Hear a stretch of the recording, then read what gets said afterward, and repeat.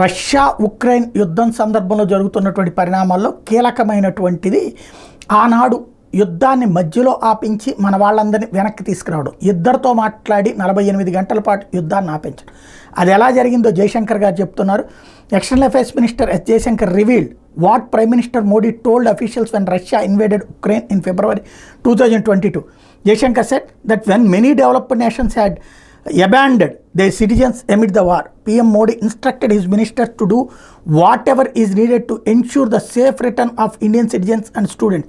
Jaishankar revealed that India operated 90 evacuation flights and 5 ministers were sent to coordinate and supervise the evacuations. The External Affairs Minister also revealed how the West tried to put pressure on India over buying Russian oil. ఇది ఓ పక్కన అన్ని దేశాలు కూడా తమ జనాలను అక్కడ వదిలేసినటువంటి సందర్భంలో మన వాళ్ళందరినీ వెనక్కి తీసుకురావాల్సిందేనని నరేంద్ర మోడీ చెప్పారు. 5 మినిస్టర్లు డిప్లాయ్ చేస్తే 90 విమానాలతో కంటిన్యూస్గా అందరినీ వెనక్కి తీసుకురాగలిగాం. అలాగే ఆయిల్ కొనొద్దని చెప్పి ఎంత ఒత్తిడి తెచ్చినా రష్యా నుండి ఆయిల్ కొంటున్నాం అన్నటువంటి విషయాన్ని గుర్తు చేశారు.